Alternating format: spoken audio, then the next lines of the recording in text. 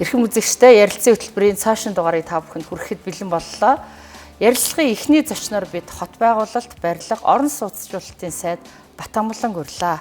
За сайхан зүсэж байна уу та? Сайхан зүсэж байна уу та? Энэ өдрийн мэнд хүргье. Баярлалаа. Тантай маш чухал иргэдийн амьдралд маш ойрхон нэг сэдвээр ярилцах гэж урьсан юм аа. За та саяхан улсын хурлд өргөн бариад байгаа хоёр хуулийн төсөл байна. Нэг нь болохоор орон сууцчлалтын анхдагч хууль, тийм үү? Нөгөөх нь орон сууцчлалтын санхүүжилтийн банк байгуулах, төрөлцсөн банк байгуулах гэдэг ингээд өөр хоорондоо холбоотой хоёулаа орон сууцчлалтын асуудал хүндсэн. Энэ асуудлыг зохицоор нь шийдэх юм хоёр хуулийн төсөл өргөн барьлаа. За хамгийн хоёулаа уялдаатай, хоёулын энэ хольж яриа хоёлаа. Гол концепц нь юу вэ? Ямар чухал асуудлыг нийгэмд шийдэх вэ бид? За хот байгуулалт, барилга, орон сууцчлалтын сайдаар ажиллаад яг одоо 1 жилийн хугацааг үзэж байна. За энэ 1 жилийн хугацаанд нэлээдгүй хэдэн бас ажлуудыг бас хийж эхлүүлсэн байна. За ялангуяа энэ аймгийн төвүүд, хотын төвүүд, нийслэл Улаанбаатар хотод иргэдийн ая тухтай амьдрах орчин нөхцөлийг сайжруулах зорилгоор хэд хэдэн томоохон төслүүд одоо амжилттай хэрэгжиж дуусч байна. Мөн одоо цэвэрлэх байгууламж, хаягдл ус дахин боловсруулах үйлдвэр гэх мэтлэн одоо Улаанбаатарчуудад, нийслэлчүүдэд, монголчуудад хэрэгтэй ийм төслүүд явж байна. За түүний хажуугаар одоо хууль эрх зүйн хүрээнд бид нэр хамгийн одоо анхны анхдагч гэж хэлж болохоор орон сууцчлалтын анхдагч хууль, орон сууцчлалтын төрөлцсөн банкны тухай хуулийг засгийн газрын хуралдаанаар хэлэлцүүлээд улсын хурлын дарагт одоо өргөн барьсан. Эх 7 хоногт эдийн засгийн байнгын хорогоор орно. Мөн одоо улсын хурал дээр хэлэлцгээс одоо анхны хэлэлцүүлгүүд явна. Намын бүлгүүдээр одоо бас хэлэлцэгдээд явж байгаа. Ийм одоо хоёр хуулийн төсөл орж байна. За энэ өнгөрсөн энэ хоёр хуулийн төслийг ер нь яах гэж гаргасан бэ гэвэл өнгөрсөн хугацаанд бид нэр Монгол улсад энэ орон сууцчлалтын асуудал нь яг ямар төвшөнд явсан бэ гэдгийг бас нэг эргэн харах хэрэгтэй гэж ингэж одоо бодож байгаа. Өнгөрсөн 2000 оноос хойш бол одоо нийслэл Улаанбаатар хот аймгийн төвүүд Монгол улсын хэмжээнд бол энэ хотчлт, барилгачлалт бас нэлээдгүй одоо өндөр хэмжээнд явсан. Тэгээ өнгөрсөн хугацаанд бол ер нь барилгын салбарын аж ахуй нэгжүүд компаниудын нуруунд дээр 100% яваад ирсэн гэхэд одоо хэсдэггүй. Манай барилгын салбарынханд бол бас ажилласан. Энэ жил одоо бас манай барилгын салбарын 100 жилийн ой тохиож байна. За ялангуяа 2013 оноос хойш ипотекийн зээлийг одоо бид нэр хүү багтаа зээлийг гаргаж өнөөдрийг хүртэл хэрэгжүүлж явж байгаа. 13 жилийн хугацаа өнгөрсөн байна. За ипотекийн зээл гарснаар мэдээж иргэдэд орон сууц судалтаа авч байгаа иргэдэд бол дэмжлэг болсон хүү багтаа гэсэн хэдий боловч бид нөгөө талдаа гарсан алдаануудаа бас энэ өнгөрсөн хугацаанд судалгаанууд хийж үзсэн. Тэгээ 2013 онд зөвхөн нийслэл Улаанбаатар хотын тухайд ярив. 13 онд 208 мянган одоо гэр орооллын өрх байсан байна. Өнөөдөр 2025 оны жилийн эцсийн судалгаагаар 230.8 мянга, даруй арга 20 гаруй мянга 30 мянган одоо гэр ороол нэмэгдсэн. Тэгэхээр ипотекийн зээл бас энэ үр өгөөжөө өгсөн байна уугүй юу? Яндангууд буурсан байна уу? Энэ утааны асуудал ер нь багассан байна уу? Хөрсний бохирдлын асуудал багассан байна уу гэдэг асуудал гарч. Тэгэхээр өнгөрсөн хугацаанд зөвхөн одоо эрэлт тал буюу орон сууц судалтаа авагч нарт бид нар ипотекийн зээл гаргаснаар гэр ороол маань нэгдүгürt одоо багасаагүй байна. За мэдээж олон хүчин зүйл бол нөлөөлж байгаа. Хөдөө орон нутгаас шилжиж ирж Улаанбаатар хотод одоо сурах, ажиллах, амьдрах иргэдийн тоо жилээс жилд нэмэгдсэн. Мөн одоо нэг жилдээ Монгол улсад 15-аас 18 мянган одоо залуу гэр бүлүүд гэр бүл болж байна. Өрх тусгаарлаж одоо эцэг эхээс одоо тусгаарлаж явж байна. Гэх мэтлэн маш олон асуудал байгаа. Зөвхөн ипотекийн асуудалтай бол биш гэж ингэж үзэж байгаа. За өнгөрсөн хугацаанд ипотекийн зээл гаргаснаар энэ бол нэг талтай бол эрэлт талыг нь бид нар дэмжиж явцсан байна. Нөгөө талдаа нийлүүлэлт талд нь одоо түр ямар нэгэн байдлаар зохицуулт хийж аж ахуй нэгжүүдтэй хууль эрх зүйн хүрээнд нь одоо хамтарч ажиллаагүйгээс шалтгаалаад 2013 онд одоо сая 500 мянгаас сая 800 мянган төгрөгийн хооронд байсан орон сууцны метр квадратын үнэлгээ өнөөдөр одоо даруй 2-оос 3 дахин их буюу 3 дахин нэмэгдчихэд байна. 3 дахин их буюу хойно бол бүр өгцөн тэгсэн. Тэгэхээр метр квадрат одоо шинэ байрны үн дундаж үнэлгээ шүү дээ. Өнөөдөр 4 сая 900 мянга, хуучин байрны үнэлгээ 4 сая 700 мянгаар одоо судалгаанууд дээр гарсан ийм байдалтай явж байгаа. Тэгэхээр одоо бид нэр өнгөрсөн 12-3 жилийн хугацаанд нэг талдаа орон сууцчлуулах талдаа бид нэр ипотекийн зээлийг одоо гаргаж их усрыг одоо арилжааны банкудаар дамжуулж иргэдэд дэмжсэн боловч нөгөө талдаа бас одоо нийлүүлэлт талд нь жоохон учир дутагдaltaй байжээ. Тийм учраас өнөөдрийн энэ одоо хот байгуулалт барилга орон сууцчлалтын яамнаас засгийн газраар дэмжүүлээд улсын хурлд өргөн барьж байгаа энэ хууль маань бол энгийнээр хэлэх юм бол ипотекийн зээлийг одоо урт хугацаатай их усүрийг одоо бүрдүүлэх төрөлцсөн банкны одоо хууль нэг талд нь эрэлтийг дэмжиж байгаа, нөгөө талд нь одоо нийлүүлэлтийг дэмжиж байгаа буюу орон сууцны метр квадратын үнэлгээг огцон өсгөхгүйгээр тухайн одоо жилийн инфляцийн түвшинд барих, одоо байгаа түвшиндөө барих ийм одоо боломж олцоог хайж энэ хоёр хуулийг улсын хурлд өргөн барьж байгаагаар онцлогтой. За урд нь танаа яамны одоо асуудал эрхэлсэн салбарын яам барилга хот байгуулалтын яам гэдэг ч юм ийм нэртэйс. Тэгсэн чинь одоо анх удаага хот байгуулалт, барилга, таслал, орон сууц. Бүр яам өөрөө орон сууцны асуудлыг төр ингэж яамны хэмжээнд авч үзэж штэ тий. Хуучин бол хувийн хвшил барилга барина. Нийслэл хотын асуудал шиг явж ирсэн. Зөв. За одоо хоёлаа яаж шийдвэрлэх вэ гэдэг талаас нь яриа. Тухайлбал 6% ипотекийн зээл олдохгүйгаас болоод тийм үү. Орон сууц баригдсан ч гэсэн хүмүүс байранд орж чаддгүй. Энэ асуудал бүр залуучуудын, дунд насныхны ер нь бүх нийгмийн асуудал байгаад байна шүү дээ. Тэгэхээр ипотекийн банк энэ зээлийн олдцынхаа санхүүжилтийг яаж хийх вэ? За маш зөв асуулт асууж байна та. Гэхдээ бид нар бас энийг ярихын тулд өнгөрсөн хугацаанд бас л одоо өнөөдрийг хүртэл одоо бидэнд асуудал болсон асуудлуудаа судалгаан дээр үндэслэж ярих хэрэгтэй гэж ингэж одоо бодож байгаа. Ипотекийн одоо өнөөдөр зах зээл дээр бол ипотекийн зээлийн 6% хүнтэй, за хөдөө орон нутаг аймаг сумын төвөдд бол 3% хүнтэй ипотекийн зээл явагдаж байна. За бусдаар өөр дундын одоо бүтээгдэхүүнүүд буюу өөр одоо зээлийн сонголт байхгүй болсон. Нэг бол 20% та бизнес дээш хувийн хүнтэй арилжааны энгийн одоо хүүтэй зээлүүд аль эсвэл 6%. За дунд нь мэдээж одоо 8, 10, 12, 14 гэсэн хувилбарууд зөндөө байх шаардлагатай. Тэгэхээр өнөөдөр одоо яг зах зээл дээр 47 мянган иргэдийн 6.6 их 80 төгрөгийн ипотекийн зээл хүсэгчд одоо материалаа өгсөн одоо зээл хүсэгчд хүлээж байна. Банкуд дээр ингээ хадгалаастай байж байна тий. Тэгэхээр за нэг жилдээ нэг 9-10 мянган ипотекийн зээл хүсэгчдэд бид нэр одоо нэг жилдээ зээлийг гаргаж байгаа. Тэгээ ингээд тооцоод үзэхлээр энэ тоо 4.7 жил буюу 4-өөс 5 жилийн хооронд өнөөдөр одоо материал өгсөн байгаа иргэн дараагийн одоо ипотекийн зээлэнд хамрагдах ийм одоо боломж олцсон. Тэгэхээр энэ хэтэрхий их удаан хугацаа. За нөгөө хүссэн байр нь одоо ашиглалтанд орчдөг. За мэдээж иргэд нөгөө очор нь хойно байгаа учраас арилжааны банкуудын энгийн зээлийг авчдаг. За иймэрхүү байдлаас болоод мэдээж орон сууц судалтай өгч нар маань хохиролтой явж байгаа. Өндөр одоо хүүтэй зээл явдаг. Иймэрхүү байдлыг энэ төрөлцсөн банкны хуулиараа бид нар тодорхой хэмжээнд шийднэ гэсэн ийм одоо зохицуултууд орсон.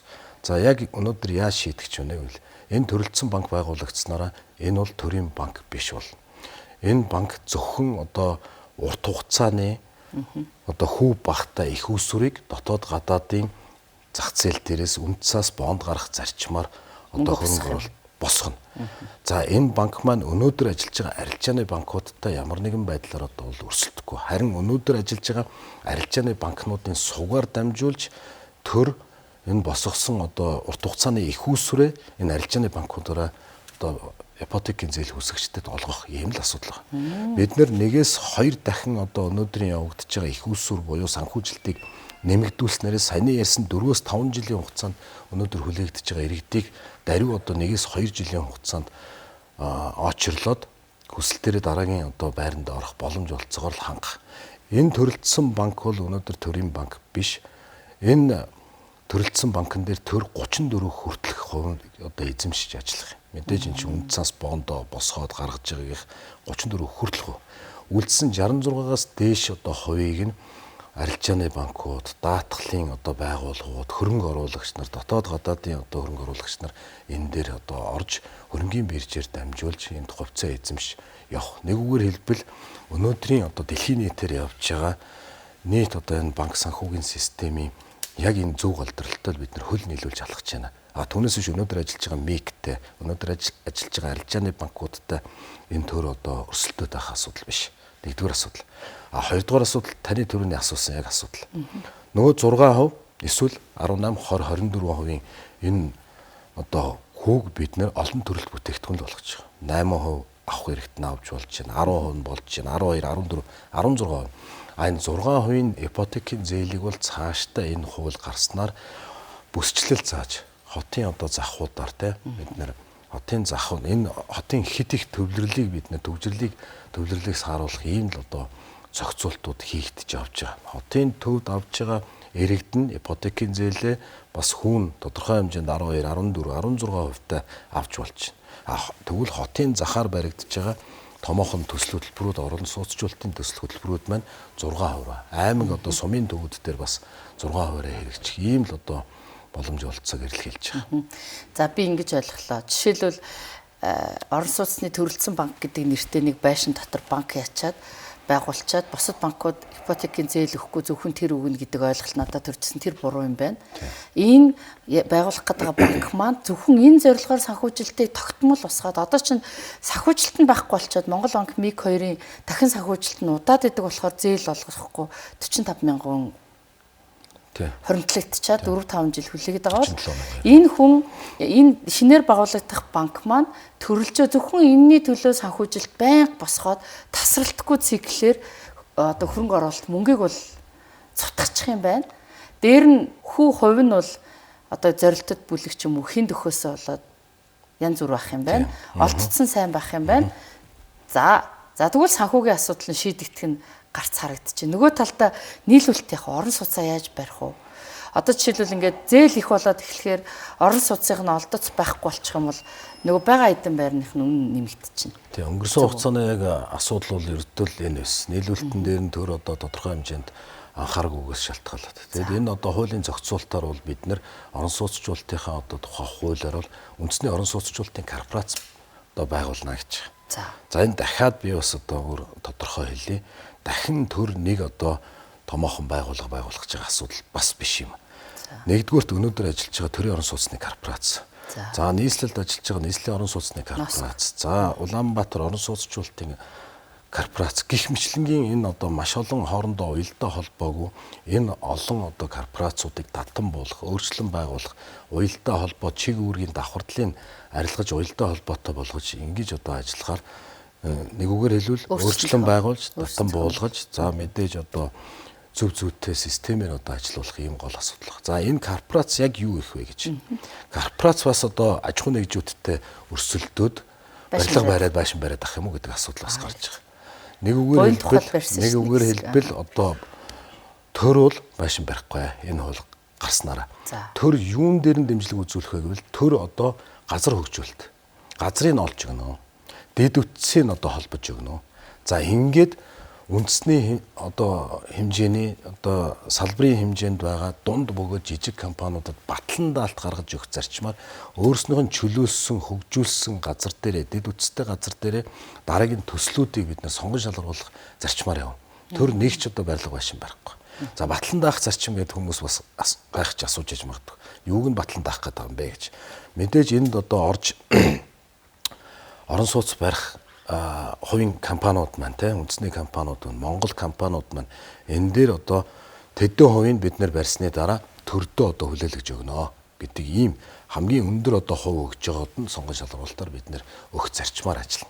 За энэ төр энэ барилга баригдаад дуусны дараа өөрийнх нь тодорхой хувийг одоо эзэмшиж байгаа энэ одоо орон сууцнууд дээр бид нэр зорилттой бүлэг рүү төлөхөө одоо энэ байруудыг хуваарлах ийм зарчмаар ажиллана гэж ингэж одоо тооцож байгаа.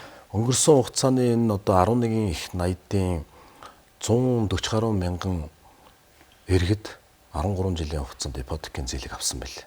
За энд бол одоо ипотекийн зээл авсан насыг бид нэр бас судалгаагаар үзсэн 37 нас байна. Тэгэхээр залуучууд гэдэг маань бол өнөөдөр одоо Монгол улсын залуучуудын хуулинд 18-аас 34 насны одоо насныхныг залуучууд гэж. Тэгээ ингээд эргээд ипотекийн зээл аргалахаар бид нэр энэ хугацаанд залуучууд маань ерөөсөө орон сууц байран дээр хамрагдаж чадаагүй юм одоо. Тоон үзүүлэлт судалгаа алга байна. Тэгээд нөгөө урьдчилан мөнгө өгчдөг. Тийм учраас бид нэр энэ одоо төсөл хэрэгжүүлээ сонгон шалгаруулад төр авсан байран дээрээ одоо энэ ахмадуудыг залуучуудаа хөгжлийн бэрхшээлтэй иргэдээ олон хүүхэдтэй өрх толгоосон эцэг эхчүүдээ хамгийн түрүүнд оруулах юм дараа нь журмаар энэ засгийн газраар бас тодорхойлогдоод явна. Ийм учраас ер нь бол энэ үндэсний орон сууцны корпорац энэ одоо хууль маань батлагдсанараа одоо ажиллаж байгаа салбарынхантайгаа аж ахуй нэгжүүдтэй компаниудтай өрсөлдөх юм бол ерөөсөө байхгүй гэж 100% ойлгож байна. Харин зорилттой бүлгийн саяны миний хэлсэн залуучууд руу ахмад руу хөгжлийн бэрхшээлтэй иргэд рүү бид нэр нөөцлсөн нөөц одоо орон сууцнуудаасаа тэр одоо хэсэгтээ одоо борлуулах, түрээслээд өмчлөх нийгмийн орон сууцны одоо хүрээнд ажиллах ийм л одоо зохицуултуудыг хийж өгсөн. Нэг үгээр хэлбэл энгийнээр бол төрөлдсөн банк байгуулагдсанараа энэ эрэлт талыг нь одоо бид нар дэмжиж байгаа. Өнөөдөр явж байгаа тэр одоо зах зээлийн зарчмаараа арилжааны банкуудын их усрыг нэмэгдүүлж байгаа. Өнөөдөр 100 төгрөг өгдөг байсан бол 200 төгрөг болох 300 төгрөг болох талд нь. Тэгээ мөн дээрэс нь одоо өнөөдөр татаас өгж байгаа энэ хэлбэрийн бизнесийн зарчмдаа зарчмаар яваад ирэхлээр төсвийн мөнгнөөс татаас өгөхгүй хэлбэр рүү орно. За нөгөө талдаа төр 34 хүртэл хувийн нийцсэн шнэ. Бусад одоо арилжааны банкудад өрсөлдөх юм байхгүй. Нөгөө талдаа энэ нийлүүлэлт талын буюу энэ анхдагч орон сууцны хууль батлагдсанараа бид нэр энэ орон сууцны метр квадратын үнэлгээг зах зээлийн зарчмаар нь одоо тодорхой хэмжээнд. Гэхдээ зорилттой бүлэг рүүгээ бид нар төлөх анхаарна. Хоёр компаниудтай өрсөлдөхгүй. Яг үнийг асуух гэж байна. Одоо өнөөдөр орон сууцны үн тогтож байгаа нь болохоор нэг тийм одоо юу гэдэг барилгын материалын үннээсээ нэг хамааралтай биш. Эсэргээр газар олдохгүй болохоор тэр газрыг худалдаж авах. Магадгүй газрын үнд янз янзын асуудлууд орох тийм үү. Тэгээд дид бүтцийн асуудлууд. Цахилгаанаа яах вэ, тогоо яах вэ.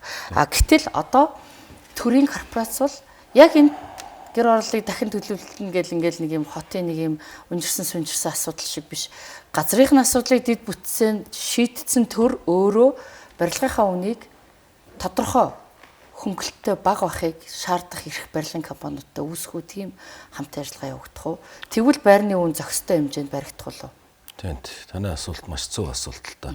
Энэ одоо хууль батлагдсанараа өнөөдөр одоо энэ явагдаж байгаа замбраагүй хот байгуулалтын асуудлыг тодорхой хэмжээнд одоо шийднэ. Энэ хаврын чуулганаар одоо завсралгаас өмнө амжиж хот байгуулалт барилга орон сууцчлалтын яамнаас нэг 2 хуулийг биднээс өргөн барихаар одоо бэлтгэл бацаагаад хуулийн хүрээнд одоо цаг хугацаа одоо өргөн барихад хангалттай болсон байна. Нэгдүгээр барилгын тухай бол шинжилсэн хууль, томоохон хууль 10 жил хүлээгдэж байгаа хуулийг бид нар одоо амжилттай энэ хаврын чуулганаар батлуулна. Дараагийнх нь хот байгуулалтын тухай хууль байна. Энэ хот байгуулалтын тухай хуулиараа бид нар бас энэ орон сууцчлалтынхаа хуулиудтай хамтарч нэг үгээр хэлбэл зэрэгцээ явж байгаа. Зөвхөн орон сууц бариадахаас илүү энэ нийслэл Улаанбаатар хот, Аранхай аймгийн төв хот байгуулалт нь ямар байх ёстой юм бэ? Тэ 2040 он хүртэл 2030 он хүртэл гэдэг ингээд хот байгуулалтынхаа хуулиудтай уялдаа холбоотой цаашдаа ажиллана гэж нэгдүгээр бодож байгаа. Хоёрдугаар таны асуулт маш зөв. Өнөөдөр бид нар Монгол улсын нийт иргэдийн 50-аас дээш хувь нь Улаанбаатар хотод газар нутгийнхаа 0.3% дээр амьдарч байгаа. За ингээд энэ дөрвөн уулынхаа дунд амьдарч байгаа.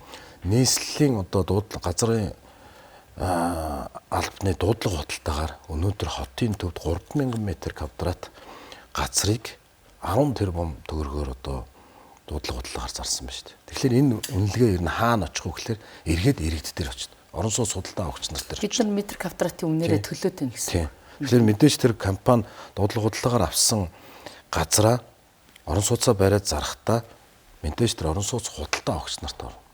Тэгэхээр энэ дээр л одоо яг тодорхой төр одоо оролцсон гэж. За жишээ хамгийн нэгдүгээр нэг ойлгомжтой жишээ хэлье гэж бодож байгаа. Бүгд намт хятад ард улсын буцалтгүй тусламжаар ногоон нуурын 1008 айлын орон сууцыг бид нар хүлээгээд авсан байж байна. Өнөөдөр одоо яг ажлын хэсгүүд гаргаад ажиллаад явж байна. Энэ ондоо багтаад хүүтрэхээс өмнө эндээ айлуудаа оруулна. Энэ 1008 айл бол ерөөсө борлуулахгүй, түрээслэхгүй, түрээслээд өмчлөхгүй ийм одоо анхны гэрээтэй. Ямар учиртай вэ гэхээр энэ 1008 айлын орон сууцнд орох айлыг зөвхөн гэр хорооллын айлуудын газрыг чөлөөлж орно гэж. Тэгэхээр борлуулалт хийх. За энэ айл дүүрэгчүүлсэн орон сууц газраа орон сууцаар сольж байгаа. Газраа орон сууцаар. Тэгэхээр одоо ажлын хэсэг гаргаад судалгаа хийгээ явж байна гэдэг мэдээж одоо шараадны 2 айлыг аваад, Баян Ушуунд 2 3 айл аваад ингээд одоо асуулт шийдэгдэхгүй шүү дээ. Тэгэхээр одоо Чингэлтэй дүүргийн дугаар хорооны нэг 50 айл, 100 айлыг Бүгд айлууд одоо өөрснөө хүлээн зөвшөөрөх ёстой. Энэ байранд орохоо байраас тэр айлуудад одоо би энэ хоёр өрөөнд ороход болж байна гэдэг асуудал. Тэгээ мэдээж үнэлгээнүүд гарна. Газрын үнэлгээ, байрны үнэлгээ хоёрын дунд бас одоо зөрүү гарна. Тэрийг одоо төр өгөхөр бол төр нөгөн, айл төлөхөр бол айл нь төлнө.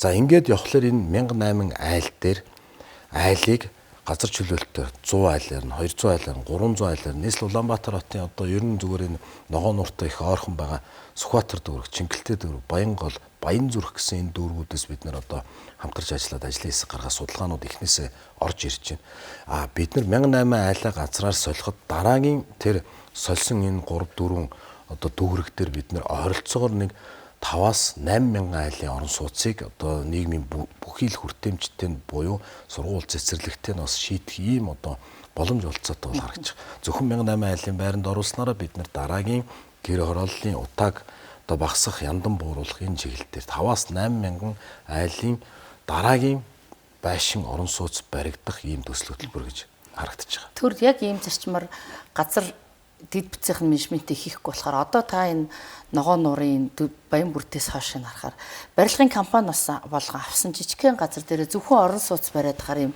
хөрөөний иршиг олон орон сууц дунд нь сургууль алга, эмнэлэг алга, цэцэрлэг алга. Яг л юм болчиход байна тийм. Үнэн.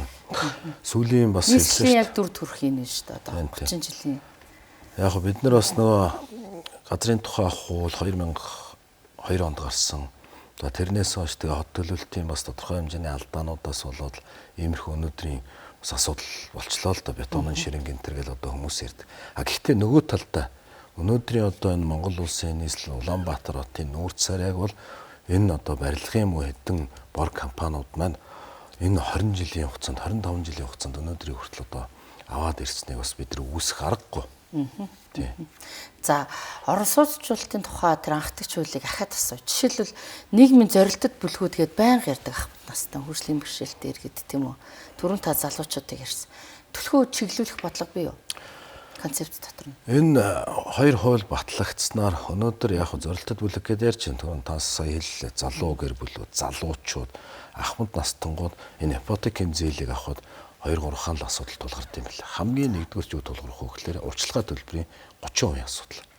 Тэгэхээр бид нар энэ хуулиндаа нэг зүйл шигтгэж өгсөн дундын өмчлөлийн ипотек гэж. Энийг би их ойлгомжтойгоор товчхон тайлбарлахыг бод.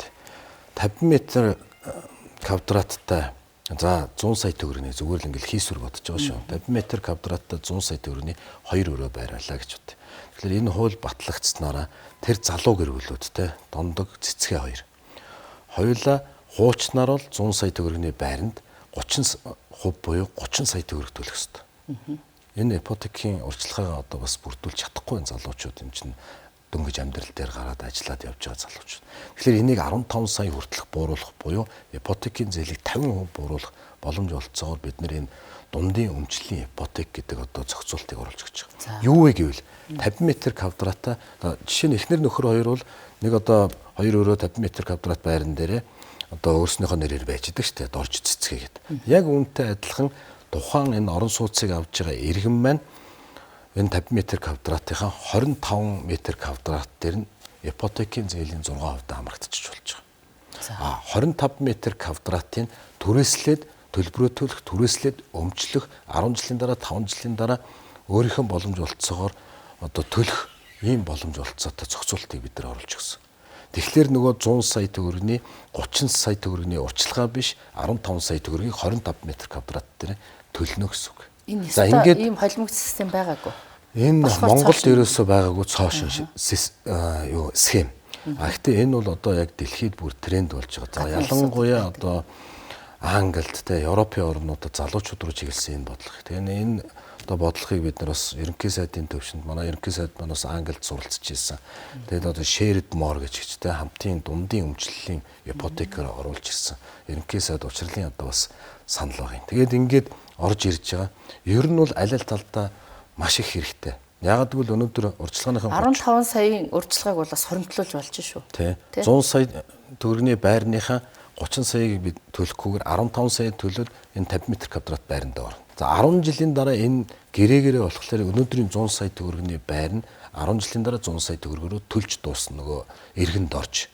А гэтэл 10 жилийн дараа энэ байр нь айгуул өөрөө 150 сая болохыг бас үгүйсэхгүй. Тэгэхээр энэ худалдаж авж байгаа иргэндээ маш одоо ийм үр өгөөжтэй ийм одоо цоошин ийм одоо хэлбэрийг тийм оруулж ирж байгаа. Бас ч гэж амьдралд их ойрхон.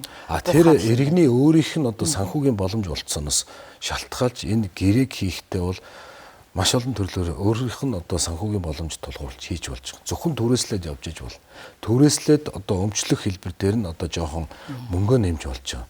Хамгийн гол юм нь өнөөдөр орохдоо ипотекийн зээлийн 30%-ийг одоо 50 хүртэл хуваар хөнгөлж байна. Нэгдүгээрт, хоёрдугаарт 10 жил 20 жилийн дараа өнөөдрийн 100 сая төгрөгийн байраа 10 жилийн дараа өөрийн болгож явах ийм одоо боломж олцоотой хуулийн зохицуулт орж ирж байгаа. Одоо энэ хууль маань өргөн баригдсан. Гэхдээ хилцэж эхлэхгүй байна. Хизээ хилцэгтэй, хизээ батлагдах бол одоо хоёулагийн яриаг сонсоод хүмүүсийн хүлээлт нэлээд өндөр болж байгаа юм. Эх 7 хоногт улсын их хурлаар хэлцэх эсэх нь шийдэгдэнэ. За. Эх 7 хоногт одоо намын бүлгүүдээр бас оруулж өөрөө одоо хууль санаа цэцлэгчийн хувьд намын бүлгүүдээр оруулж одоо дэмжүүлнэ. Бас асуудалтай юмнууд бол одоо ярилцсан. За тэгээд эдийн засгийн байнгын оргоор орно. Улсын их хурл эх 7 хоногт явна. Тэгээд цаашдаа бид нар одоо намрын чуулган энэ ондоо багтаад энэ хуулийг батлуулах ийм л одоо гол зорилго тавьцсан ажиллаж байгаа. За ерөнхийдөө бол яах вэ? Бид нар түрүүний таны асуусан асуулт нь өнгөрсөн хугацаануудад бид нар 80 мянган айлын орон сууц, 100 мянган айлын орон сууц, 150 мянган айлын орон сууцт маш их одоо олон хөтөлбөрүүдийг гаргасан. Хууль эрх зүй байхгүйгээр бид нар өнөөдрийг хүртэл одоо аж ахуйн нэгжүүдийн нуруунд дээр яваад ирсэн энэ ажлыг бол төр одоо 100% оролцоод барилга байшин бариад явна гэхээсээ илүү эрх зүйг нь бид нар шинжилтийг хийж өгөх ёстой юм байна. Ингэжээж барилгын компаниуд хүнд сурталгүй, барилгын компаниуд тэр газар чөлөөлөлт нь одоо өндөр үнэлгээтэй биш. Дэд үтсийн тодорхой их усруудын шийдсэн байх нэг талтай. Нөгөө талтай энэ төрөлдсөн банк нь энэ их усрын орон сууц худалдаа авагч нарын одоо худалдаа авах боломжийг нэгээс 2 дахин нэмж өгөх ийм л одоо хуулийн гол зохицуулт байна. Би нэгэн одоо нэг сонирхолтой гэж хэлж болох баримт судалгааг бас та бүхэндээ хэлж өгье. Монгол улсад оролцохоор 1 сая өрх өнөөдрийн байдлаар амьдарч байна. 3 сая 5-600 мянган одоо хүн 1 сая өрхөд 3.5-6-аар хуваагдаад ингээ явчихна. Яг Монгол улсын хэмжээнд өнөөдөр инженерийн шугам сүлжээнд холбогдсон айл өрхийн тоо бол нэг 30% байна. 300 мянган одоо халуун устай, парттай те цэвэрлэх одоо байгуул одоо ариутгах татварах бүх асуудлаа шийдсэн.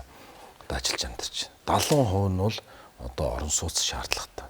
Тэгэхээр энэ хууль хэдий яаралтай хурдан гарна уу? Бидэнд дахиад 10-аас 20-20-с 30 жилийн орон сууцжуулах ийм одоо төлөвлөлтүүд бол харагдаж байгаа маа. Зөвхөн энэ судалгаанаас харахад. Хөдөө орон нутагт яг адилхан хууль хэрэгжин, яг адилхан нөхцөл байдал. Гэхдээ түрүүн таны хэлсэн өсчлөлийн асуудлаас болоод ипотекийн зээлийн хүү бага байж болох юм байна гэж ойлгосон. Сумдаар орон нутг руу шилжиж ажиллаж байгаа хүмүүст орон сууцны дэмжлэг олгож ипотекийн зээлийг 3% болгосон байгаа шүү дээ. Энэ 3% нь одоо мэдээж одоо бас л одоо алдагдaltaй л явж байгаа. Тодорхой хэмжээнд улс төсвөөсөө энэ одоо хүүгийн зөрүүний алдагдлаас шалтгаалж жил болгон л одоо нэг хэдэн тэрбум төгрөгийн одоо татаас тавьдаг. Энэ хоёр хууль бас батлагдсанараа хэрэгжиж эхэлснээрээ энэ одоо юм татаас гэдэг асуудал байхгүй. Харин сүүлдээ одоо ашигтай ажиллах, нэгээс 2 жилийн дараа ашигтай ажиллах ийм одоо боломж олцсонууд бас харагдаж байгаа. Та саяхан нэг хэвлэл ярьцлага өгөхдөө яг энэ хിവэрээ нөхцөл байдал үргэлжлүүл барилгын метр квадратын өмнө огцон өсөх магадaltaй гэдэг тоо хэлсэн байсан шүү дээ, тий.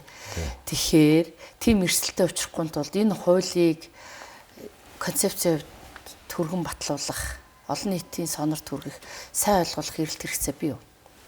Байлгүй яхаа одоо би тэр хэрвээ энэ хууль батлагдахгүй яг өнөөдрийн энэ одоо зарчмаараа явах юм бол 2030-аас 31 он гэхэд нэг өнөөдрийн байгаа орон сууцны метр квадратын дундаж үнэлгээ зах зээл дээр нэг 10-аас 11 сая төгрөг болно гэдэг ингэ хэлсэн. За энийг зүгээр отоогоолт барилгын сайд ингээд нэг өглөө босч ирээл дураараа хэлсэн асуудал биш. Энэ яг одоо бас судалгаан дээр манай эдийн засгийн яамны үндэсний одоо тэр судалгааны хүрээлэнгүүдээс гаргасан тоо байгаа судалгаатай.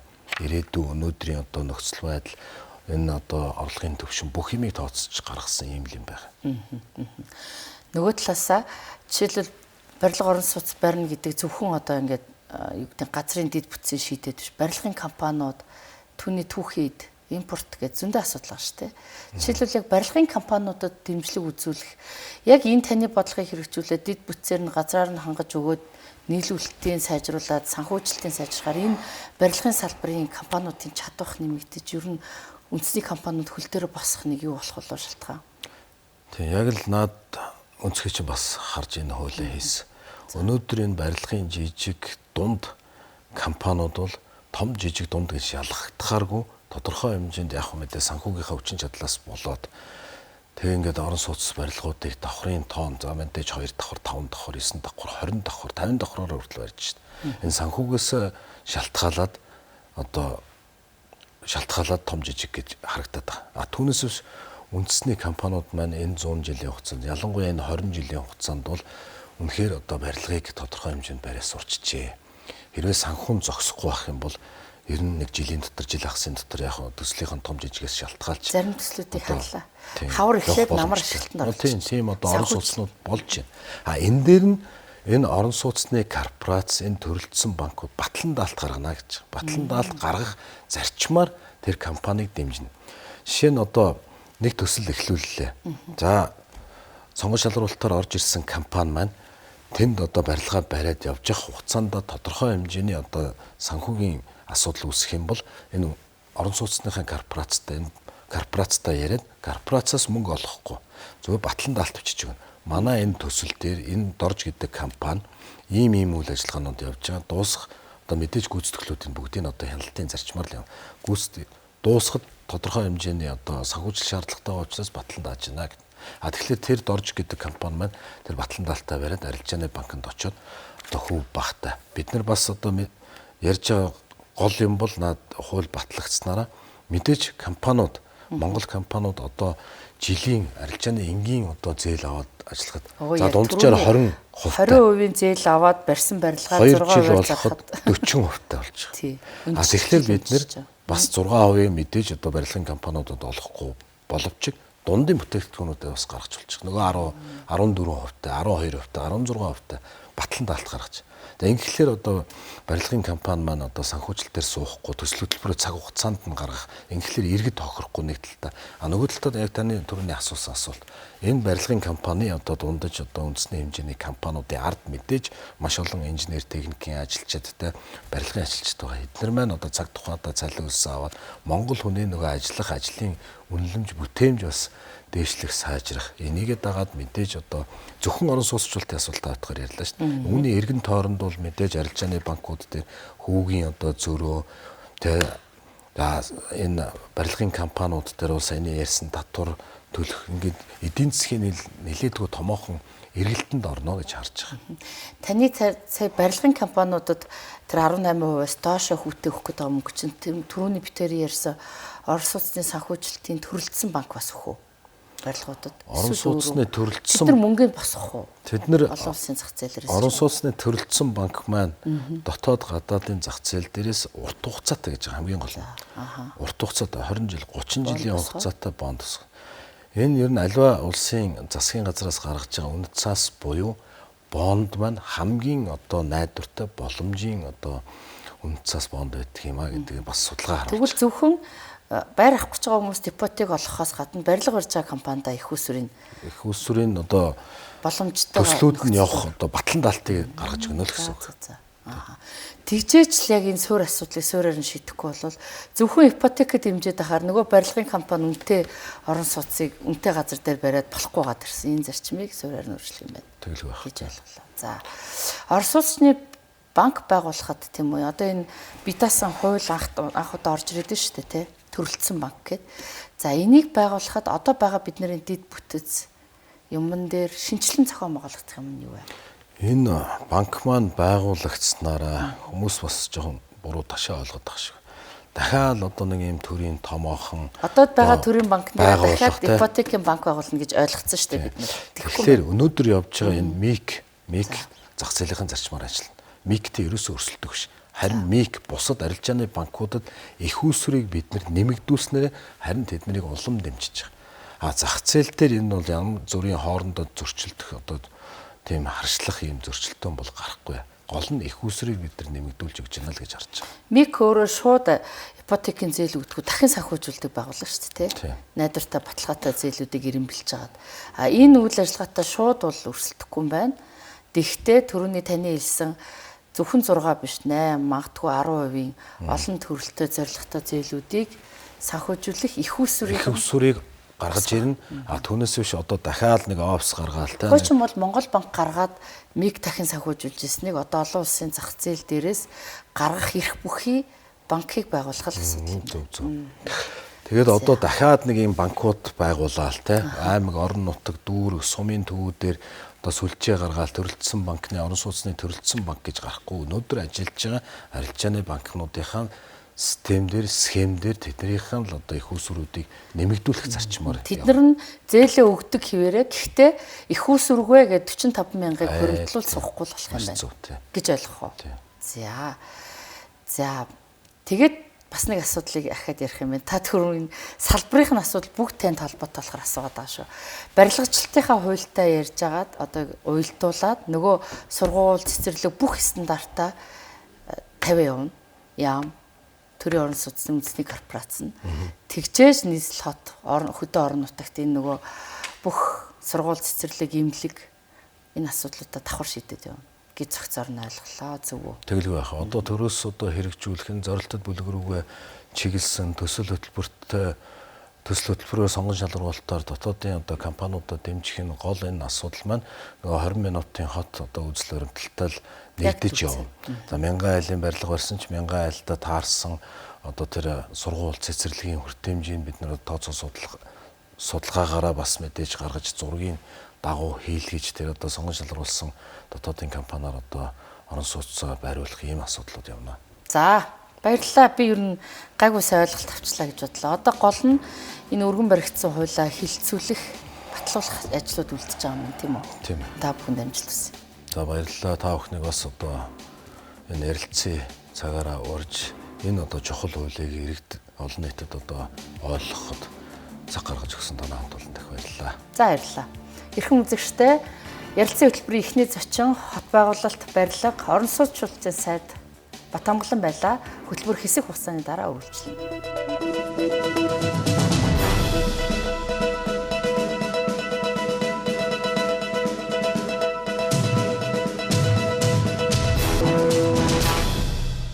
Үзэгчтэй хөтөлбөрийн дараагийн зочноор бид Чингис хаан баялагын сан нэгдлийн гүйцэтгэх захирал даваа далаатай ярилцах гэж байна. За та сайхан зочж байна. Сайхан зочж байна.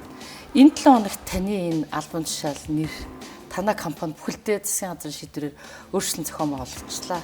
Бид нар урд нь Эрдэнэс Монгол корпорацийн гүйцэтгэх захирал гэж таны нэрлээ сурцсан байна.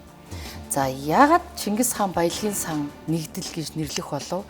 Энэ том системийн өөрчлөлтийг та нэг үзэгчдэд ойлгомжтой товч хэлбэрээр тайлбарлал.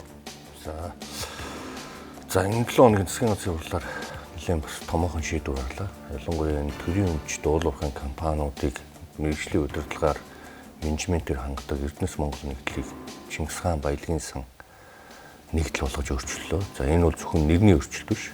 Агуулгын бас нэлээд томоохон дараагийн шатны хөгжлийн одоо нэг алхам болж байна гэж бодож байна. За ер нь энэ Эрдэнэс Монгол группийн хувьд 2007 онд байгуулагдсан нэг 19 жил, эх жил 20 жил болох юм билээ. Тэгээд энэ хугацаанд бас нэлээд чухал үүрэг гүйцэтгэж уулуурхайн компаниудад төрийн өмнөөс орлого төвлөрүүлж ялангуяа иргэдийн дансанд нөгөө нэрийн дансанд байгаа 306 мянган төгрөг буюу байгалийн баялагаас иргэн бүрийн хүртэх өрөөгөөжийг нэмэгдүүлэх чиглэлээр нэлээд чухал үүрэг гүйцэтгсэн. Ялангуяа баялагын сангийн тухай хууль бүтгцснаар одоо ингээд иргэд маань ийм Монголоор хахимл 306 мянган төгрөгийн хуримтлалтай болсон байна. Энийг цаашдаа үе шатаа нэмэгдүүлэх, энэ орлогыг бүрдүүлэхэд бол Эрдэнэс Монгол нэгдэл нэлээд чухал үүрэг гүйцэтгсэн. За харин дараагийн шат нь бол одоо засгийн газрын зүгээс бодлогын хүрээнд хөрөнгө оруулалт татдаг. Баялагын сангаа ер нь илүү үр ашигтай удирддаг. Яаж нөгөө 306 мянган төгрөгийг иргэн бүрийн энэ хоримтлалыг санхүүгийн зах зээл дээр зөв одоо менежмент хийж өсгөж үржүүлэх үү, аривжуулах үү гэдэг дээр нь бодлогын өөрчлөлт хийж байгаа. Өдөг хүртэл мэдээж энэ чиглэлээр ажиллаж исэн. Гэхдээ хуулийн заасан энэ чиглэлгээ бүрэн дүүрэн хэрэгжүүлж энэ лугаа илүү төлхөө анхаарч ажиллаа.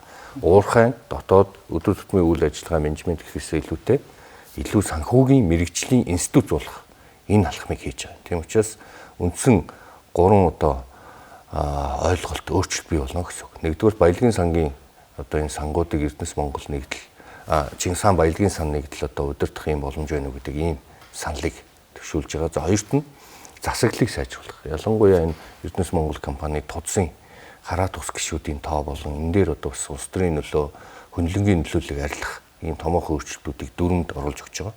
За гуравт нь хөрөнгө татдаг IPO босгодог. Эдийн засгийн үр ашигтай ирээдүйд орлого авчрах энэ төслүүд рүүгээ илүү төвлөрөө. Хөрөнгө оруулалтын чиглэл рүү ажиллаа. Санхүүгийн одоо зах зээл дээр санхүүгийн зөв хэрэгслүүдийг ашиглаж энэ хоримтлыг өсгөх чиглэл рүү одоо өөрчлөлт хийж байгаа гэсэн үг. Тэгэхээр үндсэндээ одоогийн явж байгаа үйл ажиллагаа маань мэдээж үргэлжлэн нэмээд илүү санхүүгийн мэрэгсэн институт болоо хөрөнгөний удирдлагын гэдэг ийм томоохон шинжилгээ хийж байгаа. Тэгээд түрүүний Чингис хаан баялагын сан гэдэг нэршлиг авж байгаа нь өөрөө олон улсад ойлгомжтой ямар чиглэлээр үйл ажиллагаа явуулах нь илүү ойлгомжтой болно. Тухайлбал Норвегийн баялагын санч гэдэг юм уу? Эсвэл одоо нөгөө Сингапурын бид нэр ярьдаг Temasek гэдэг юм уу? Эсвэл Казахстаны Самрук Казинч гэдэг юм уу?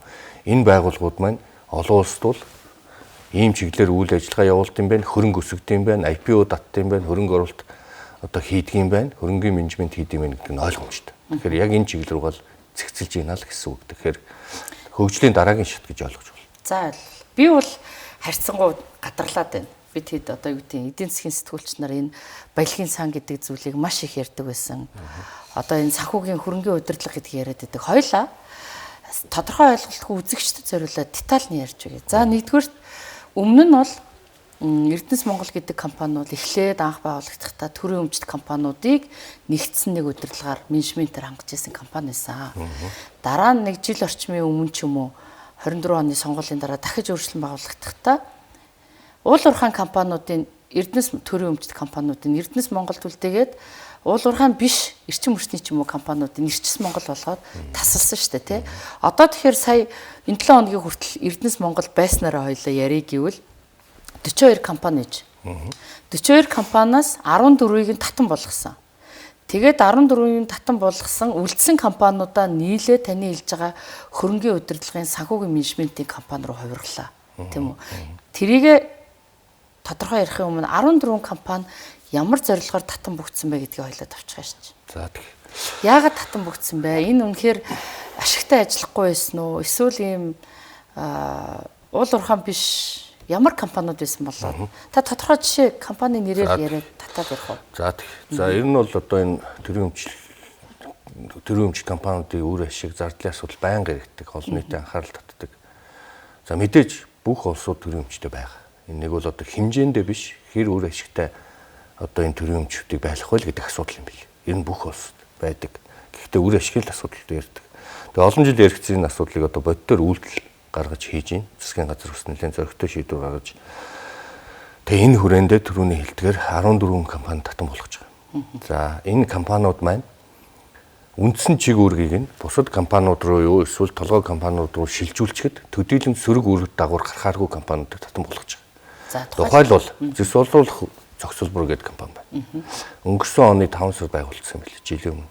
Энэ компаниг байгуулсан шалтгаан нь юу байсан гэхээр зэс сайлуулах үйлдвэрийг одоо энэ төсөл гэрээ хэлцлийг хийх зорилгоор байгуулсан юм байна. Гэхдээ ингээд үзэхээр Эрдэнэ төлөвлөр 20-30 жил энэ зэс сайлуулах үйлдвэрийг барих гэж бэлтгэж өөрсдөө түүхийдээ одоо үйлдвэрлэх энэ үйлдвэрүүдэд түшгэлж барина л гэж ойлгодог байсан. Хоёрдугаар Эрдэнэ төлөвлөрөөр тусгай төслийн нэгж байгаа.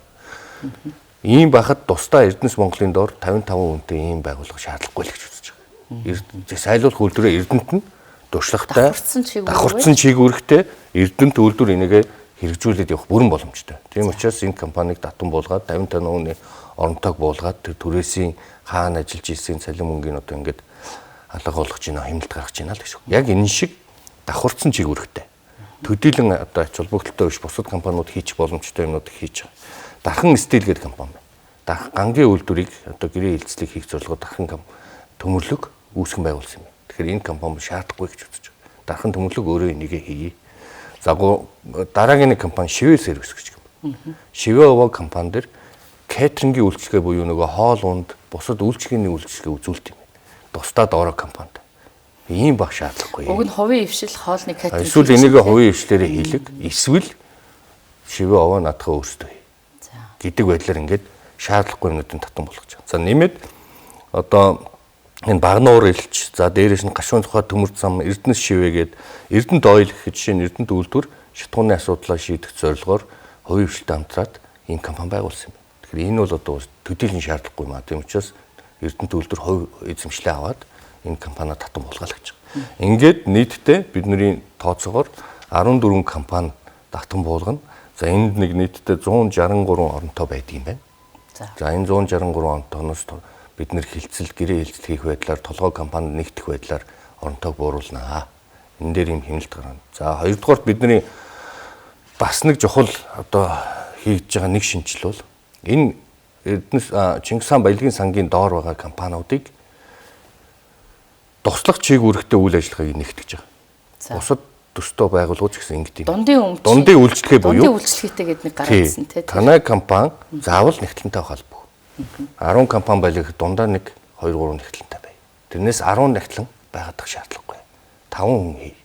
Хүний нөөцөө, санхүүгээ яг үндсэн үйл ажиллагаа инженер техник ажилтан биш л бол туслах үйл ажиллагаагаа дундын үйлчлэгээнээс авъя. Энэ бол хувийн хвшилч хийж ийн манай томоохон компани ч гэсэн иймд орцсон.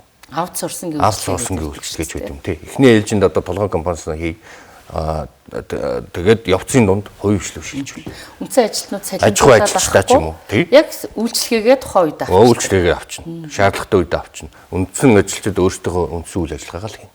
Тэгэхээр энэ үйл ажиллагааг одоо ингээд нэвтрүүлж эхэлж байна 6 компани дээр. Нийтдээ 193 хүний асуудал ярьж байгаа энэ дээр. 193 хүнийг энэ дундын үйлчлэгэнд орчих юм бол бид нэг 100 авчих боломжтой гэж бодож байгаа. Тэгэхээр 2 хүний хийдэг ажлыг 1 хүнээр хийлгэж байгаа. Санаа нь бол.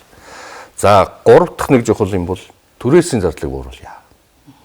Уулуурхайн төрийн өмчт компаниуд хотын төвд өндөр түрээстэй шилэн барилгад суух болёо. Хандлагын өөрчлөлт гаргая. Өөрсдийнхөө байр эсвэл бусад компаниудынхаа хотод байр маяг байдаг бол тэрэндээ багтаж шингэж үйл ажиллагаагаа явуулъя. Ядаж түрээсийн төлбөр чинь бага байна. Хоёрдугаарт энэ бусад төрийн өмчийн ашигладаг байгаа өмчөө үр ашигтай ашиглая. Хотын төвд шилэн барилгад энд суугаад ах шаардлагагүй. Төрийнхөө барилгад бай гэж. Маш өндөр сарын түрээс төлдөг шүү дээ. Тэр нь бол төрийн өмчийн хорооноос 50,000 метр квадрат 50,000 гэдэг босготой юм байна. За манай дээр 50,000-аас дээш төлбөр төлж байгаа бас хэдэн компани байна. Тэр компаниудыг бол буулгаж байгаа. Ихэнх нь гэхдээ 50,000-аас доош. Зөвхөн толгой компани гэхэд бид нэр төр засгийн үйлчлэгээний элит төв дээр одоо 10 метр квадратын 15,000-аар түрээсэлж байдаг. Гэхдээ энэ бол яг мэдээж эдийн засгийн хувьд сонголтын асуудал. Байр барих уу эсвэл түрээслэх үү гэдэг нь эдийн засгийн хувьд аль нь ашигтай вэ гэсэн асуудал. Гэхдээ бид нэр сайн бодох ёстой. Энэ нь бол хандлагын хувьд бид нэр өөрчлөх ёстой. За сүүлийн юм бол бид нэр захиргааны зардал, үйл ажиллагааны зардлыг дор хаяж 12 тань хийж байгаа. 27 оноос эхлээд. За төсөв төлөвлөгөөндөө суугаад. Бид нар бол гүйцэтгэх хөтөлбөртөө ямар зочин барьж байгаа гэхээр захиргааны зардал 10%-аар, үйл ажиллагааны зардал 10%-аар тодорхой тоогийн тавьд өгч. Тэрийгэ жилийцэд үнэлвэл тэр үйл ажиллагаанд хүрээгүүл тодорхой хариуцлагад үүрээд явдаг. Ийм системрээгээ л орё. Тэрнээс бид нар уурхайн дотоод үйл ажиллагаагаар ороод энэ зардлыг энэ хүнийг ингэх нь өөрөө бас учир дутагдaltaй. Ерөнхий хязгаарын тавьд өгчих юм бол тухайн үйлдвэрийн газар өөрсдөө зохион байгуул. Өөрсдөө өөрөө шихээс ажил. Ингээд нийтдээ 67 тэрбум төгрөгийн хэмнэлт гаргана.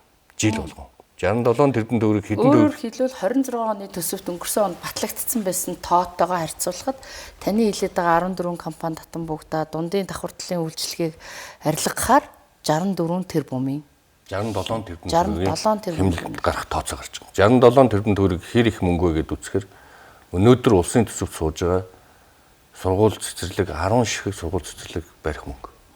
Тэгэхээр жил болгон бид нар ийм хэмнэлт гаргаад байвал энэ мөнгө мэн өөрөө нөгөө иргэдийн дансанд байгаа нэрийн дансанд байгаа 306 мянган төгрөг нэмэгдэнэ л гэсэн. Хоримтол болно л гэсэн.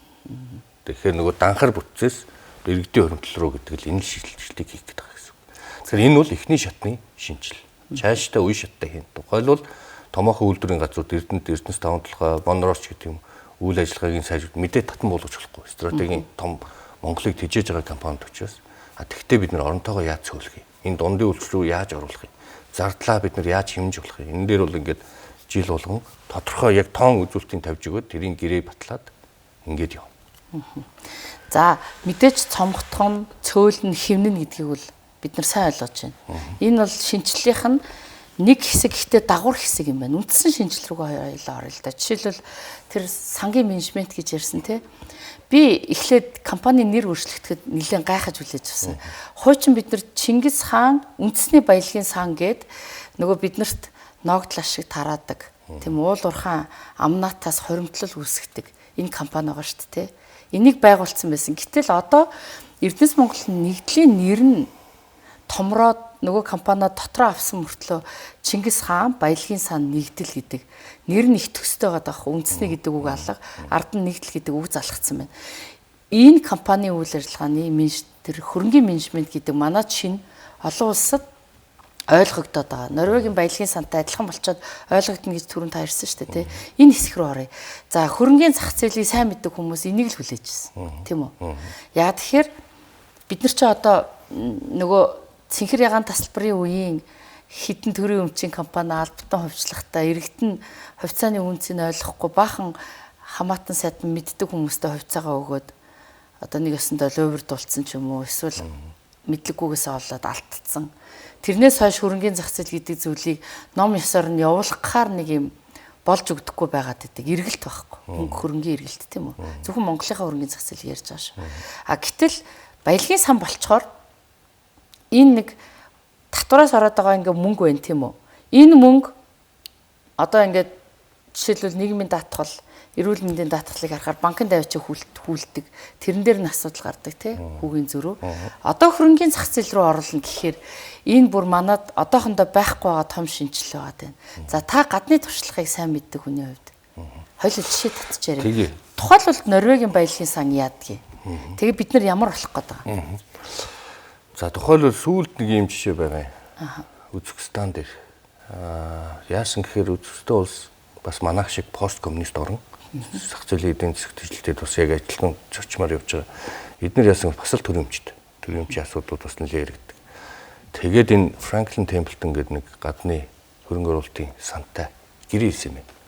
Хийсэн агуулга нь юу гэсэн гэхээр манай ашигтай ажиллаж байгаа зарим төрийн өмчит компаниудын тодорхой хувийг багцуулгаад та бүхэн өдөртөөд тэгээд гадны хөрөнгөний зах зээл дээр хөрөнгө босгооч гэдэг. Би нэгийг нь уншиж. Ийм гэрээ хийгээд сая 2 жилийн хугацаанд Франклин Темплтон гэдэг энэ компани тухайн багц дээр нь ажиллаад Лондонгийн хөрөнгөний биржээр гаргаад $600 сая босгосон. IPO босгоод. Тэгэхээр энэ юу гэхээр гэрээгээр чаддаг хүмүүсээр юм хэлж байна гэсэн үг. Мэргэжлийн нөгөө талдаа энэ ямар ач холбогдолтой байна вэ гэхээр улс төрийн нөлөөлөл бага. Мэргэжлийн хүмүүс нь орж ирээд тэр багцыг удирдаад өөрсдөө мэргэжлийн шийдвэрүүдээ гаргаад аваачаад хөрөнгө босгоод ирэнгүүт нь тэрэн дээр нь тодорхой төлбөрийг өгдөг. Жишээ нь ийм байх жишээ. Энэ бол одоо жишээ нь зарим яагаад болохгүй гэж гисэн жишээ. Тийм учраас одоо засгийн газрын түвшинд бид нэрс хөрөнгө оруулалтын сан, Чингис хаан баялагын одоо Чингис хаан хөрөнгө оруулалтын сан гэдэг имийг сангийн амтай хамтраад Чингис хаан баялагын сангийнхаа доор авах уу, сангийн амны доор авах уу гэж судалж байна. Жишээ нь яг энэ сайн туршлагыг бид тодорхойлох боломж байна. Франклин Темплтонтой 2-3 удаагийн ярьсан хийсэн ойрын үед тус бодтой үнэлгээ гарна.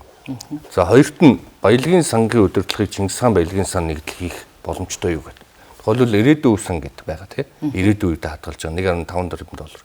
Энэ Монгол банкн дээр менежмент хийж байгаа. Гэхдээ эзэмшигчин сангийн ам. Хуримтлалын сан буюу одоо байгаа иргэдэд зориулсан нөгөө 306 мянган төгрөгчин. Одоо нийгмийн хамгааллын яам хариуцж байгаа. Тэг ингээд тусдаа яам хариуцаад явах яг бусад орны жишээг бол хөвчлэн сангийн яамд хариуцдаг. Гэхдээ энэ удаад Чингис хаан баялагын сан нэгдэл ер нь дунд хугацаанд энэ сангуудаа менежментийг хийвэл яа. Одоо бол бид нэр Норд лашгийг аваад хөрөнгөлийн санал хийх гэдэг. Тий. Бүр менежментийг авъя. Ямар хөрөнгө оруулалт төр хийх вэ? Яах вэ хийх вэ? Нэгтгэе. Ингээд явчвал илүү ойлгомжтой болчихно. Хоёрдугаар санхүүгийн зах зээл дээр гаргаад нөгөө 306 мянган төгрөгийг чинь богино хугацаанд огцом нэмэгдүүлэх санхүүгийн зөв менежмент хийх боломж өгнө гэдэг. Тэгээ эцсийн дүндээ би хэлээд байгаа нь энэ өөрчлөлт юм бол Эрдэнэс Монгол нэгдлийг мэргэжлийн санхүүгийн хөрөнгөний удирдлагын компани болгож байгаа гэсэн. Энийг л хүмүүс сайн ойлгодог. Би ахаад асууя. Жишээлбэл одоо та ирээдүйн сан гэж хэллээ. Өмнөх Чингис хаан баялагын санд ч гэсэн мөнгийг ингээд татвараар нь аваа хоримтлуулаад тэгээд нөө инфляцид идэвхлэхгүй тулд нэг банкны багахан хүүгээр ингээд төгрөгийн аншийн уналтыг ингээд сэргийлээ, эрсдлийн сэргийлээ байлгаж идэг болохоос биш. Яг тэр мөнгийг аваа хөрөнгө оруулалтын одоо сан шиг хөрөнгөний зах зээл дээр за тэр хувьцаа ашигтай байна. Тэр бонд ашигтай байна. Тийм өгөөж авах юм байна гэж эдийн засгийнх нь ашигын төлөө ашиг олохын төлөө хөрөнгө оруулалт хийж байгаагүй шүү дээ. Энэ өмнөх сан гэж нэрлэлчээд сангаар ажилтдаггүй манай сангуудад тийм үү. Одоо та нарыг ингээ хийхэд дахиад том эрх зүйн шинжилх хэрэгтэй болно. Баялагын сангийн тухай хуульд өөрчлөлт оруулах хэрэгтэй болсон. Гэхдээ энийг нэлээд ярилцах хэрэгтэй. За ер нь бол бас хийдгүү биш хийдгээ. Юу гэхээр одоо бол ирээдүйн үеийн Монгол банкн дээр Монгол банкныхан эрсдэлгүй одоо бондод хөрөнгө оруулаад жилийн 4-5% өгөж аваад Монгол банкны менежмент Монгол банкны менежмент явж байгаа засгийн газрын өмнөөс. Гэхдээ хөрөнгөний зах зээлийг хоёлаа ярьж байгаа. Тэр бол багхгүй. Тэгэхээр ер нь цаашдаа бид нар энийг бол мэдээж энэ бол макро эдийн засаг олон юмтай уялдана. Гэхдээ зарим хэсгийн жишээ нь 1.5 тэрбум долларын тодорхой хэсгийг бид нар санхүүгийн зах зээл дээр гаргаад өөр юмд хөрөнгө оруулаад энийгээ эргээд бутаад эзэн засагт хэрэгтэй юм дагуу төсөл хөтөлбөрөөр оруулдаг энэ менежментийг хийх үл гэсэн санаа. Тэгэхээр ер нь одоо Казахстаны ч гэсэн тийм бил. Тэгэхээр Самрук Казин гэдэг ийм нэртэй. Яагаад Самрук Казин гэж юм бэ? Самрук гэдэг нь өмнө яг манайх шиг Эрдэнэс Монгол шиг уулуурхайн компаниуд одоо толгой компани байсан юм. Казина гэдэг нэр нь баялагын сан байсан бил. Тэгээ энэ хоёрыг нэгтгэхэд одоо Самрук Казина болсон жишээд. Одоо Самрук Казинаг хүмүүс харахтаа энэ нөгөө Казахстаны төрийн өмч компанид эдний доор байдаг, дээрэс нь эдний хөрөнгийг өсгөх, IPO гаргах, баялагын сангаа өдөртөг нь энэ байж тээ гэж шууд ойлгодог. Эднийх жишээ нь 90 тэрбум доллар өдөртөж байгаа гэсэн. Одоо сүүлд ерөнхийлөгчийн айлчлалаар бид нэрс хамт яваад одоо самжчих зурж исэн. Ингээд харах тэд нар үл юу вэ гэхээр ерөөсөө биднэрт мөнгө байна, санхүүгийн танад юунд оруулах вэ? Танад засгийн төслөө нь юу вэ гэдэг маш тийм эрэлттэй байлээ. Жишээ нь энэ бол Төв Азиад шилдэг жишээ болж байгаа. Тэгэхээр яг энэ зарчим руу л оръё. Ер нь бол Чингис хаан баялагын сан нэгдлийн нэг загвар одоо институт бол Самрук Казин юм бэл. Нэг чухал асуултыг заавал асуух хэрэгтэй. За олон улсад яаж гоё хэрэгждэг модель байсан? Монголд ирэхээр төр хамгийн муу менежер болоод мөнгийг нь идээд ч юм уу эсвэл авилгын асуудал гараад дарга цэрэг нь ингээ асуудалд ордог. Эрсдэл аягүй өндөр байдаг. Гэтэл Норвегийн баялагын сан болохоор улсаасаа баян болцсон. Улсынхаа төсвөөс баян та мэднэ тийм үү? Маш баян болцсон. Тэн дээр нэг хүнд ноогдох тэр өвлөгдөх баялагаас орж байгаа өвн өндөр байдаг. Түрүүн та хэллээ. Бусад Узбекистанаас жишээ авсан тийм үү? Гадны менежмент оруулаа гэсэн. Тэгээд жишээлбэл би яг хувь хүн танаас асуухгүй гэсэн. Танаа нэгдэл энэ мөнгийг ингээд эрсдэлгүй удирдаад явах итгэл үнэмшил олон нийтэд яаж төрүүлэх вэ? Яг сая бол ингээд дүрм журмдаа тодорхой зарчмуудыг оруулж гисэн. За мэдээж таны хэлдгээр бүрэн дүрэн ер нь мэрэгжлийн институт улс төрийн нөлөө багтай, дээрэс нь хөндлөнгийн нөлөө багтай бие даасан шийдвэр гаргах асуудал. Чааш дээр нь дунд хугацаанд. Тухайлбал таны түрүү хэлдэг Тимасекч гэдэг юм уу энэ Казахстаны жишээ нь зөвхөн энэ одоо байгууллагын статус нь аягүй өндөр. Тухайлбал Казахстанд очиод би сая гайхсан. Казахстаны энэ Самрук Казины захирал нь ерөнхий сайдлын доотлын шадар сайд ирэх битүүн байт юм. За. Тэр нь одоо юу гэж юм гэхээр улс төрийн нөлөөлөл ажиллаж байна. Хоёрдугаар тэр Самрук Казинтай ямар нэгэн нөлөөлөл оруулахгүй тулд зөвхөн ерөнхий сайдын харьяалт байдаг. Ерөнхий сайдад нь шууд одоо юугаа өгдөг.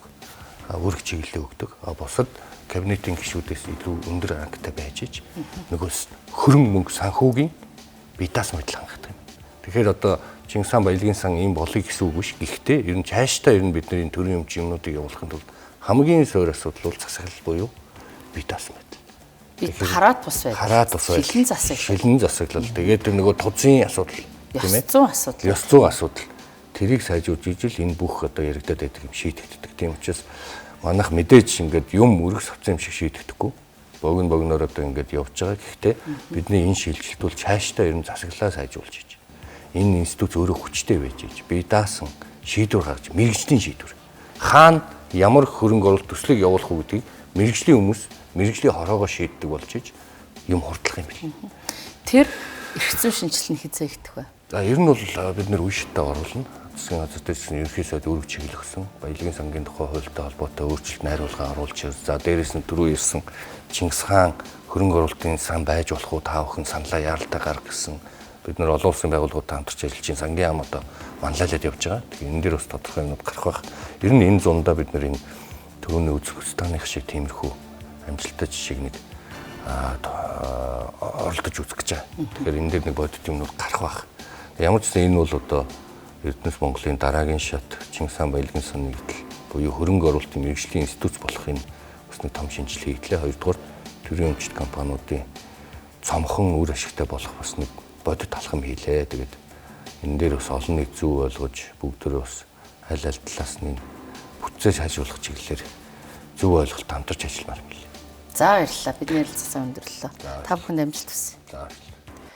Эрхэм үзэгчтэй ярилцсан хөтөлбөрийн шинэ дугаарыг та бүхэнд хүргэлээ. Анхаар үзсэнд баярлалаа.